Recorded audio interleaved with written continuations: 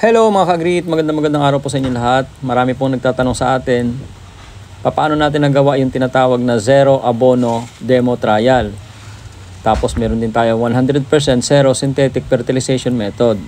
Meaning to say, yung isa walang abono ng kahit na ano, kaya nga zero abono, wala siyang organic, wala siyang synthetic. Ito namang isa ay wala ring synthetic pero meron siyang organic. So dalawang klase ito. Ang ginagawa po kasi natin, marami tayong demo trial sa inyo po, no? Punta lang po kayo sa Noel Agri TV dyan sa page natin. Nag-start po tayo ng 2021 sa ganitong advocacy na pinapakita natin dito yung tatlong bagay, no? Yung tinatawag natin na soil conservation, soil rehabilitation at saka soil rejuvenation. Nakapaloob po ito dito sa, ang teknolohiya po na ito ni Noel Agri TV is kumbaga isang package of technology po ito na hindi naman mahirap sundan, kasi kung tustuusin andyan po step by step, hindi po mahirap sundan kasi ang number one, yung mga material na ginagamit natin is locally available.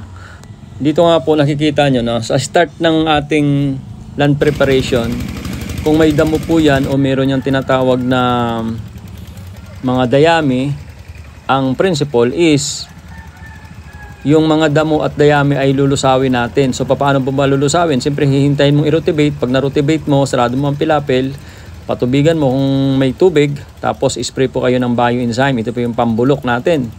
So ang principle, napakadali lang. Yung namang mga dayami at saka yung mga damo na yan ay gagawin nating abono mismo. Kaya yung sinasabi nating zero abono, actually is hindi yan zero. Bakit? Kasi merong natural na abono na nandyan na Yung mga damo po na yan ay nandyan na. Ang sinasabi nating zero abono is yung ilalagay natin. Wala tayong ilalagay na organic. Wala tayong ilalagay na synthetic.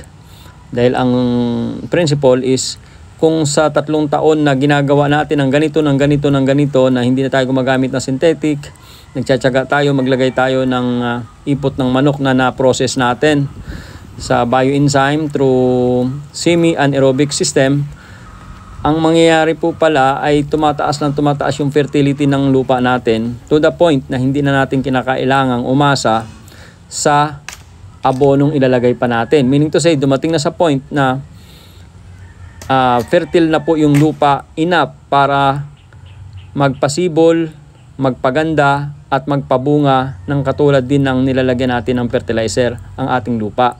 Kasi baka magtataka kayo, paano naging zero abono? Pero ano po may proseso po talaga kumbaga kailangan internalize mo din talaga, kailangan matyaga ka na isarado ang mga pilapil, hindi po natatapon ang